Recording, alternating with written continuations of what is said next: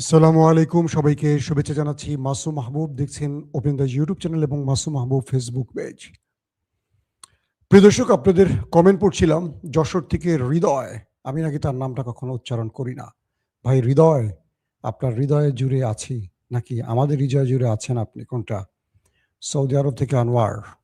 বেশ কিছু গুরুত্বপূর্ণ খবর আছে আপনাদের জন্য ভাই। ভারতের মালদা থেকে সাইফুদ্দিন, উত্তরা থেকে বোরহান। অবশেষে আমাদের ড্রাম চাচ্ছু বড় রকম পরাজয় বরণ করেছে। সবাই বলেন ইন্নালিল্লাহ। ইন্নালিল্লাহ বলবেন, আলহামদুলিল্লাহ বলবেন।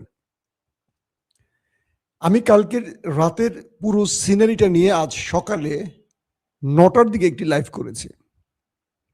যারা সেটা দেখেছেন তারা তো পুরো আপডেট জেনেছেন, যারা দেখেননি কিছুটা রিপিট করব, বাকিটা আজকের আপডেট জানাবো। কি ঘটছে আমেরিকাতে, কি ঘটছে ইরানে। আমি ইরানের গণমাধ্যমগুলোতে চোখ রেখে যে দৃশ্য দেখলাম, যেন ইরানে আজকে ঈদের দিন। পুরো ইরান জুড়ে মানুষ সড়কে নেমে আনন্দ উৎসব পালন করছে। অন্যদিকে ডোনাল্ড ট্রাম্প তার বিজয় ঘোষণা করছেন, কিন্তু জনগণ গালে হাত দিয়ে বসে আছেন। এ কেমন বিজয়! মানে ধরেন বিয়ে বাড়িতে গেছে, বরকনে দুজনই পালায় চলে গেছে, এখন বিয়ে হবে কার সাথে? কিন্তু বিয়েতে গান বাজনা চলছে। বরকনে দুজনই পালিয়ে চলে গেছে দুই দিকে। ধরেন কোণে চলে গেছে একদিকে, বর চলে গেছে আরেক দিকে, আর উৎসব করছে দুই পক্ষের পিতামাতা বা আত্মীয় স্বজনরা, গান বাজনা করছে। আমেরিকার অবস্থাটা হয়েছে এরকম।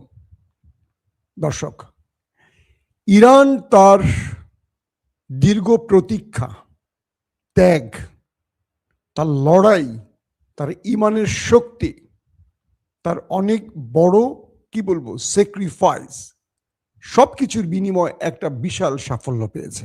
একদম ধরে ধরে আজকে বলবো আপনাদের সেই খবরগুলো। 2 নম্বর, ইসরায়েল এবং আমেরিকা তারা বুঝে ওঠেনি। একটু হিস্টোরির পেছনে যাই। ইরান এবং আমেরিকা যখন এই আলোচনাটা শুরু করে ইউরেনিয়াম সমৃদ্ধকরণ বা পারমাণবিক প্রকল্প ইস্যুতে, ব্যালিস্টিক প্রোগ্রাম ইস্যুতে, তখন ইসরায়েলের চেষ্টা ছিল যে কোনোভাবে এই আলোচনাটা ভেস্তে যাক, কারণ তারা ইরানকে ধ্বংস করতে চায়। মধ্যপ্রাচ্যে ইরান সত্যিকার অর্থে মোসাদের তথ্য মতে যে ইরান টিকে থাকলে ইসরায়েল কখনো বিশ্ব মোড়ল, মানে অ্যারাবিয়ান মোড়ল বা গালফ মোড়ল বা মধ্যপ্রাচ্যের মোড়ল হতে পারবে না, কারণ তাদের টার্গেট গ্রেটার ইসরায়েল। সেই মতে নেতানিয়াহু বারবার ট্রাম্পকে চেষ্টা করছিলেন। বলা হচ্ছে ট্রাম্পের কোনো কচি কচি সুন্দরীর সাথে কোনো ভয়ঙ্কর ভিডিও মোসাদের হাতে ছিল। এটা মার্কিন গণমাধ্যম বলছে, আমি বলছি না। একটি তো মামলা চলছে, অ্যাবস্টিন ফাইল, জানেন, এক 13-14 বছরের মেয়ে ইস্যুতে। তো বলা হচ্ছে যে ট্রাম্প সাহেব ইসরায়েলের কাছে ধরা খেয়ে গেছেন, তার পূর্বের কোনো খারাপ ভিডিও ইসরায়েল বা কি বলে মোসাদের হাতে আছে, এটা দিয়ে তাকে ব্ল্যাকমেল করা হচ্ছে। যে কারণে তিনি আমেরিকার স্বার্থ বাদ দিয়ে ইসরায়েল ফার্স্ট নীতিতে চলা শুরু করেছেন। আমি বলছি না, এটি মার্কিন গণমাধ্যমের বিভিন্ন সূত্রের দাবি। তো যখন ইরান এবং ইসরায়েলের মধ্যে ওমানে বা বিভিন্ন রাষ্ট্রে আলোচনা চলছিল যুদ্ধের আগে, ইসরায়েলের যুদ্ধটা শুরু করে দেয়। হঠাৎ করে আমেরিকাকে চাপে ফেলে যুদ্ধটা শুরু করে আমেরিকাকে নিয়ে। প্রথম দিনই আয়াতুল্লাহ আলী খামিনি সহ তাদের টপ কমান্ডার লিডাররা সব মারা যায়। এরপর ইরান পাগল হয়ে যায়, প্রতিশোধের আগুন তাদের হৃদয়ে জ্বলতে থাকে। তারা ব্যাপক অ্যাটাক শুরু করে গালফ কান্ট্রি এবং ইসরায়েলকে লক্ষ্য করে। গালফ কান্ট্রি মার্কিন ঘাঁটিগুলোকে এক রাতে মোটামুটি অর্ধেক লন্ডভন্ড করে ফেলে। এত ম্যাসিভ আকারে মিসাইল মারে ইরান। এরপর যুদ্ধ চলতে থাকে। ট্রাম্প সাহেবকে নেতানিয়াহু বলেছিলেন এইটা সর্বোচ্চ 2 দিন থেকে 6 দিন চলবে এই যুদ্ধটা। অর্থাৎ আমরা আয়াতুল্লাহ আলী খামিনি এবং টপ কয়েকজন কমান্ডারকে মেরে দিলে ইরানের মানুষ রাস্তায় নেমে যাবে, বিক্ষোভ করবে এবং রেজিম চেঞ্জ হয়ে যাবে। আমরা আমাদের পুতুল রাষ্ট্রপ্রধান বসিয়ে এই ইসলামী বিপ্লবী সরকারকে আমরা খতম করে দেব। তো মোসাদের এই তথ্যটি নেতানিয়াহু থেকে ডোনাল্ড ট্রাম্প এই বিষয়টি পেন্টাগনকে বোঝাবার চেষ্টা করেন। মানে তার সেনাবাহিনীকে বোঝাবার চেষ্টা করেন, কিন্তু সেনাবাহিনী এই মোসাদের তথ্যের সাথে একমত ছিল না। তারা বলছে যে, মার্কিন গোয়েন্দারা বলছে যে এটি সঠিক নয় তথ্য মিস্টার প্রেসিডেন্ট। অর্থাৎ ইসরায়েল আমাদের ফাঁদে ফেলতে চায়, আপনি ফাঁদে পড়বেন না। আমরা ইরানে গেলে ভাঙা শামুকে পা কেটে ফেলব। এখানে আমাদের জয়ের সম্ভাবনা খুবই ক্ষীণ। কিন্তু ট্রাম্প তার নিজের সেনাবাহিনী বা গোয়েন্দা বাহিনীর সিআইএ এর কোনো তথ্য শোনেন না, শোনেন ইসরায়েলের বক্তব্য। ক্লিয়ার? এই পর্যন্ত যুদ্ধটা শুরু হয়। তারপর মার্কিন গণমাধ্যমে ফুটে ওঠে যে মার্কিন সেনাবাহিনী ট্রাম্পকে যুদ্ধে নিষেধ করেছিলেন এবং ট্রাম্প প্রশাসন তাদের গুরুত্বপূর্ণ একজন ব্যক্তি অর্থাৎ সেনা প্রধানকে বরখাস্ত করেন, সঙ্গে আরো টপ জেনারেলদের বরখাস্ত করেন। এই পর্যায়ে ট্রাম্প বুঝতে পারছিলেন যে তিনি টিকে থাকতে পারবেন না। তার নামে ইমপিচমেন্টের বিষয় চলে আসছিল, তার মামলা ধূ করে এগিয়ে আসছিল। সর্বশেষ তিনি কখনো ওমান, কখনো কাতার, কখনো তুরস্ক, কখনো মিশর, কখনো পাকিস্তান, এই রাষ্ট্রগুলোর মাধ্যমে ইরানকে বলছিল সিজফায়ারের জন্য। কখনো তিনি 48 ঘন্টার সময় চান, কখনো 5 দিনের সময় চান, কখনো 10 দিনের সময় চান। সর্বশেষ 10 দিন সময় চাইলে ইরান বলে কোনো যুদ্ধবিরতি হবে না। আমার যে 10টি শর্ত আছে, এই 10টি শর্ত মেনে তুমি যুদ্ধবিরতি করলে আমি রাজি আছি। ট্রাম্প জানেন যে 10টা মানলে তারা রাজনীতি থাকবে না, আগামী নির্বাচনে তিনি গোহারা হারবেন। এমনিতে তার জনপ্রিয়তা 30-এর নিচে চলে আসছে, 30%-এর নিচে। তো ট্রাম্প কি করলেন, কালকে তিনি পাকিস্তানকে পুরোপুরি একটা সভ্যতা ধ্বংস করে ফেলবে, মানে পুরো ইরানকে ধ্বংস করে ফেলার জন্য নিউক্লিয়ার অ্যাটাকের হুমকি দিয়ে তিনি একটা লাস্ট স্টেটমেন্ট দেন। বলেন যে 1000 বছরের একটি সভ্যতা আজ রাতে ধ্বংস হয়ে যাবে, মানে ইরান ধ্বংস হয়ে যাবে। ইরানের কোটি জনগণ রাস্তায় নেমে আল্লাহু আকবার স্লোগান দেয়া শুরু করে, ভয় পায় না। ট্রাম্প দেখলেন এটা কেমন জাতি, আমার ভয়ে কি বাঘে মহিষে এক ঘাটে পানি খায়, আর ইরানকে এত মারলাম, 13 থেকে 14,000 স্থানে শুধু হিটই করলাম, বোম্বিং করলাম, ওরা ভয় পায় না। আমরা অভিযান চালালাম, ইরানের সেনাবাহিনী, ইরানের জনগণ যে যার মতো পারছে আমার পুরো এয়ারক্রাফটকে খতম করে সব ধ্বংস করে দিয়েছে, আমার সেনাবাহিনীকে পিটিয়ে আবার ওপারে পাঠিয়ে দিল। এই জাতিকে কোনোভাবে ট্রাম্প দমাতে পারছিল না। ফলশ্রুতিতে তিনি একটি ড্রাফট লিখলেন হোয়াইট হাউসে বসে তার সচিবকে দিয়ে, লিখে বললেন যে এই ড্রাফটটি দ্রুত পাকিস্তানের শাহবাজকে পাঠাও। ফোন দিয়ে শাহবাজের ঘুম ভাগালেন রাত তখন 2টো, বাংলাদেশ সময় 2টো, পাকিস্তান সময় বোধহয় 1টার মতো বাজে। ঘুম ভাঙিয়ে শাহবাজকে বললেন যে এই ড্রাফটটি তুমি দ্রুত পাঠাও, মানে তোমার টুইটারে পোস্ট করো, দ্রুত এই পোস্টটি তুমি করো, কারণ ইরান আমার কথা শুনছে না। আর আমার মার্কিন প্রশাসন, মার্কিন সিনেট, কংগ্রেস, মার্কিন ইস্টাবলিশমেন্ট কেউ ইরানের নিউক্লিয়ার অ্যাটাকের পক্ষে না, কারণ এই অ্যাটাকটির মধ্য দিয়ে আমেরিকা শেষ হয়ে যাবে, ধ্বংস হয়ে যাবে। কি করার আছে এখন বলেন? এই পরিস্থিতিতে মিস্টার শাহবাজ শরীফ বলেন যে ওস্তাদ আপনার জন্য আমি কি করতে পারি বলেন, আমি সেইটাই করব আপনার জন্য। ফলশ্রুতিতে পাকিস্তান প্রেসিডেন্টকে যেই ড্রাফটটি আমেরিকা লিখে দেয়, সেই ড্রাফটটি সরাসরি ঘুম থেকে উঠে চোখ ডলে ডলে শাহবাজ শরীফ পোস্ট করেন।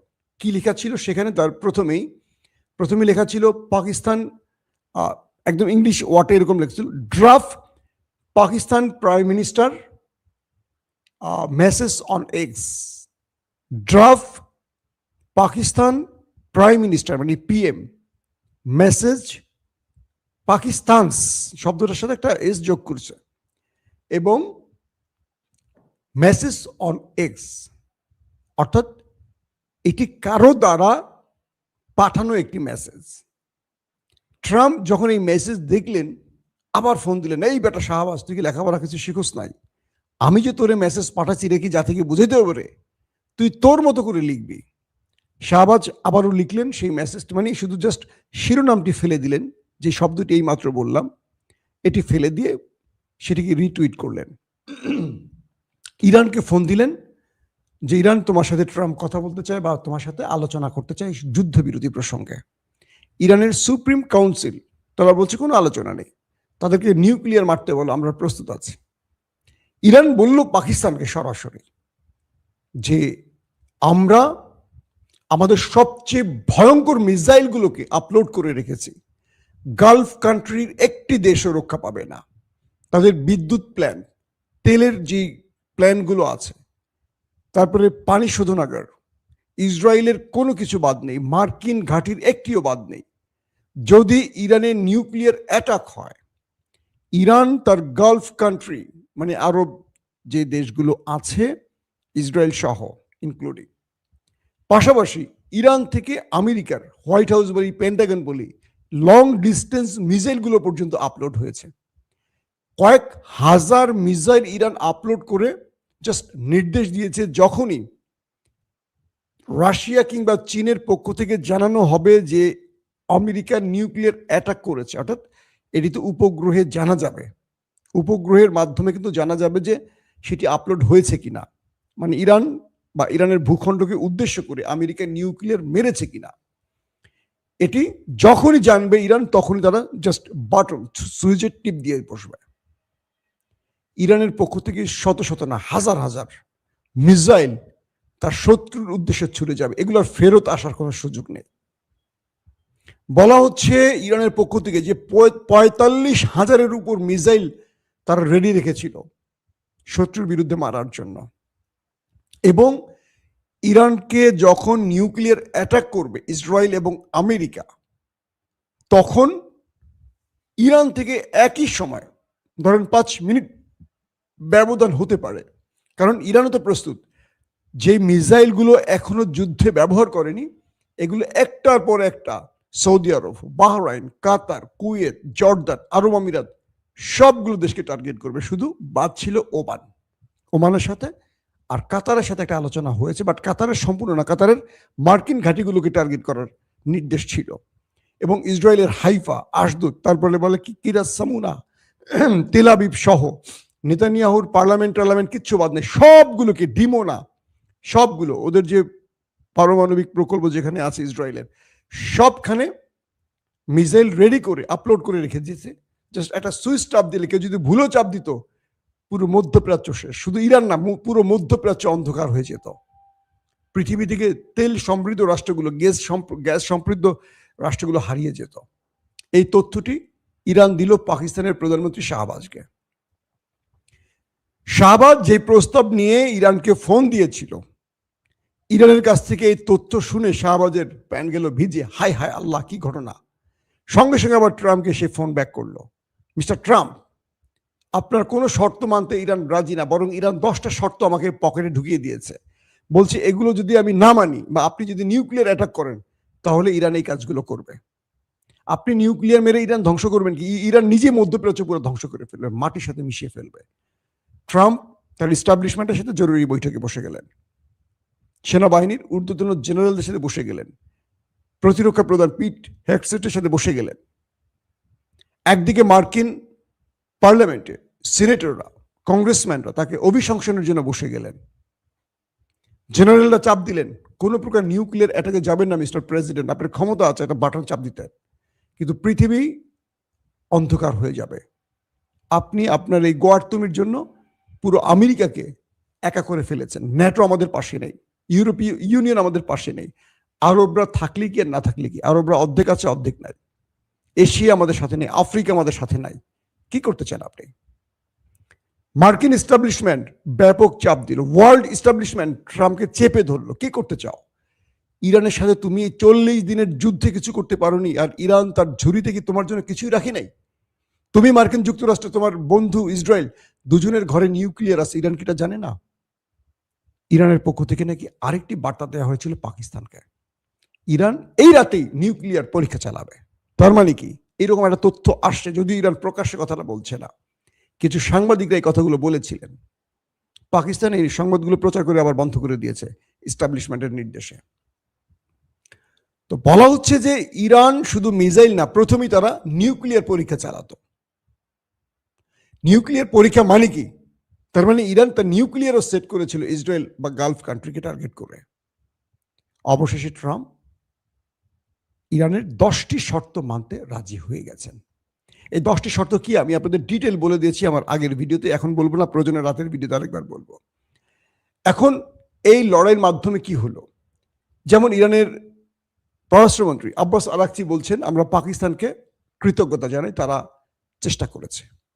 তবে আমরা এইটুকু বলতে চাই, আমাদের যে 10টি শর্ত আছে যুদ্ধবিরতির, এগুলো অক্ষরে অক্ষরে মানতে হবে। যদি না মানে আমরা আবার অ্যাটাক শুরু করে দেব। কি বলে, আমেরিকার সাথে আমাদের কোনো মানে কি দহরম মহরমের সুযোগ নেই। সুপ্রিম কাউন্সিল কি বলছে যে 10টি শর্ত মেনে নেওয়ার মাধ্যমেই যুদ্ধবিরতি বাস্তবায়িত হবে। ইরানের সুপ্রিম কাউন্সিল খুব পাওয়ারফুল, পররাষ্ট্রমন্ত্রী প্রেসিডেন্টের চেয়ে পাওয়ারফুল। তারা বলছেন ইরান জাতিকে ধন্যবাদ, তারা অনেক বড় ত্যাগ স্বীকার করেছেন, অনেক রক্ত গেছে, অনেক কমান্ডার সর্বোচ্চ নেতা আলী খামেনির প্রাণ গেছে, তারপর আইআরজিসি বিমান প্রধান, গোয়েন্দা প্রধান সহ যারা প্রাণ হারিয়েছেন তাদের রুহের মাগফিরাত কামনা করে সুপ্রিম কাউন্সিল বলছে আমরা শত্রুকে সর্বোচ্চ মোকাবেলা করেছি এবং শত্রুকে পরাস্ত করেছি, অতএব এই বিজয় ইরানি জাতির বিজয়। দুর্দান্ত একটি বক্তব্য দিয়েছেন। পাশাপাশি আমেরিকা এবং ইসরায়েলের খামেনির রেজিমকে ধাক্কা দিয়ে ফেলে দেওয়ার যে চেষ্টা সেটি ব্যর্থ হয়েছে। এই লড়াইয়ের মাধ্যমে দুটো জিনিস স্পষ্ট হয়েছে। এক, মার্কিন যুক্তরাষ্ট্র এবং ইসরায়েল মিলে ইরানের খামেনির রেজিমকে শেষ করতে পারেনি। দুই, আগামীতে আমেরিকা কিংবা ইসরায়েল ইরানে অ্যাটাক করার আগে 14 বার চিন্তা করবে এটা কি জিনিস, এটা কেমন ভেমরুলের জাতি। ওরা 1000 বার চিন্তা করবে যে এটা ইরান, যাদের 1,40,00,000 লোক কালকে প্রস্তুত ছিল ওই শত্রুর সাথে লড়াই করার জন্য। বুঝতে পারছেন, প্রথমে 10 লক্ষ স্বেচ্ছাসেবী ফাইটার চেয়েছিল, যাদের ট্রেনিং শুরু করেছিল ইরান। 70 লক্ষ নামই লিখিয়েছে।